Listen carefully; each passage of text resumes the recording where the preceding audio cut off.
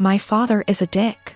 When he got my mother pregnant, he wanted her to quit her job and just stay home to be a good little wife and mother. He is very well off due to a trust fund and he doesn't really need to work. My mother refused and divorced him. Because of a prenup she got very little and he moved back to Europe. His parents never knew about me and my mother had a good profession and I never really wanted for anything. My grandmother and grandfather, her mom and dad were awesome. And I got to spend my summers exploring the wilds of Western Canada with them. My father never paid the child support he should have. Like I said, it did really matter. My mom makes good money and she gave me a great life as a child. I'm getting married. I met the love of my life at university and we have been together for 8 years. He is a wonderful person and he really is my lobster.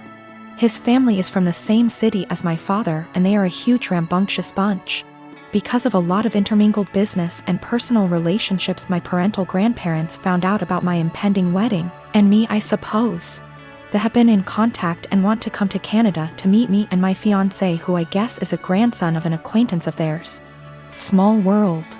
When they found out that my father had basically abandoned me to fend for myself in this world, this is honestly how they see it.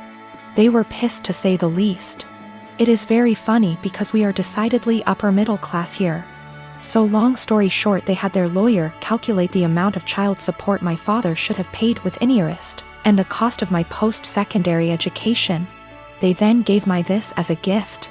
What I didn't know was that it came out of my father's yearly draw on his trust fund. He is furious because it is obviously a sizable amount and it will very much affect his finances for at least the next 2 years. He may need to, get a job. He has been contacting me and telling me that his current wife and children will be negatively affected if I don't give him back this money. I don't really need it. And I guess I am entitled to it, and I am getting a trust fund now as well. But I really want to pay off any debt my mother may have and make sure that when she retires she can do whatever suits her fancy. I'm not giving it back. My half-siblings will not really be affected. They have trust funds set up already and their tuitions and fees and stuff are covered. My grandparents' family sets these up when a kid is born. One of the reasons my father is upset is because since he didn't bother to tell his parents about me, they did not set this up. They have since taken a good chunk of his trust fund and used it to set mine up. Realistically, the principal being separated 28 years ago would have left him in the exact same position. My mom was working on getting her PhD so she could help kids with a certain condition. That is what he wanted her to walk away from. My grandparents have sent me pictures of my family there. The coolest thing is that my grandfather looks like the granddad from The Parent Trap. My mom never remarried, but she has had a special friend since I was 5. He is amazing and taught me to swear in Colombian Spanish. I had lunch with my mom. Apparently she has no debt. Like at all. I guess she did literally write the book about the treatment for the kids she works with. She does okay for herself. I never really thought about it. We decided that what would be best is to set up a scholarship for people who want to go into her field of study. Since I am now a trustafarian, I can afford to do this. I am however going to book her and her friend a trip for after my wedding. And I am going to go pay off my car. My half-brother has posted about this. He has a slightly different viewpoint than myself. He is not in any way coming after myself or my mother. He is a young man who is disillusioned with his father. My daughter is 14. The divorce between me and her mom is still an open wound, but we try our best to make everything feel as normal as possible with the split. I remarried to my wife Isla. My daughter isn't mean, but she does not view her as a mom, which I am is okay. As long as she's respectful, which she is, they do plenty together, they go out, took an interest in cooking together, watching shows together, etc.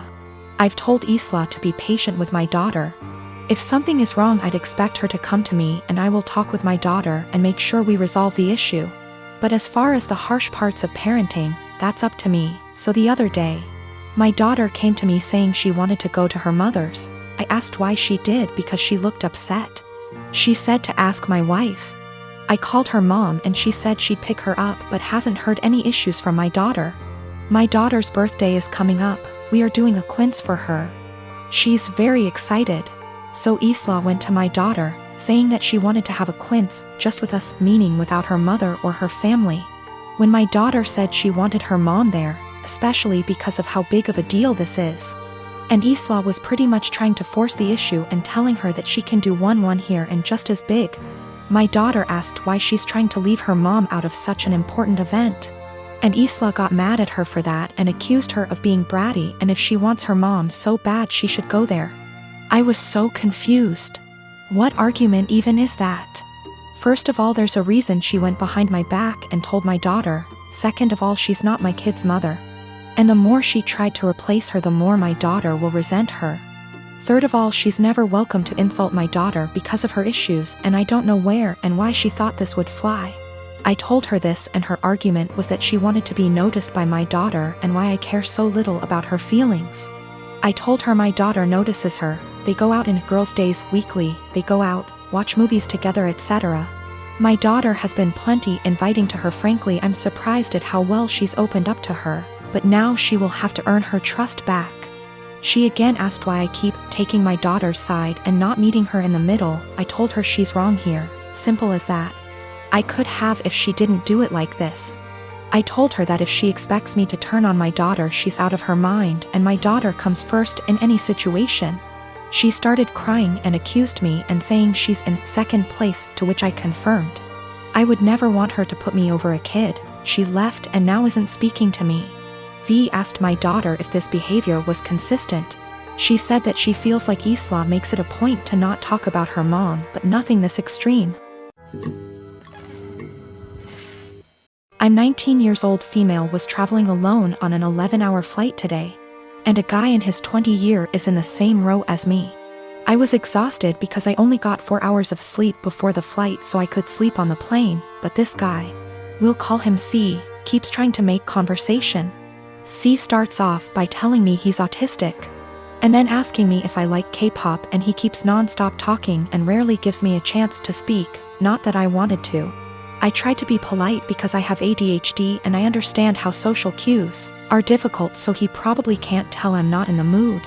Over the course of the next 20 minutes I tell C maybe 5 times I want to sleep and put my headphones on, and each time, C begins speaking to me after maybe 2 minutes of silence. Finally, I was able to sleep for around 4 hours, but when I woke up C started up again. I'm still really tired, and I had some personal issues the day before my flight, so I'm also socially exhausted. But I let him talk for a bit before I start watching a show on my phone. I tell him maybe 5 separate times that I'm trying to watch a show, and that I'm not interested in talking to him right now, but maybe later.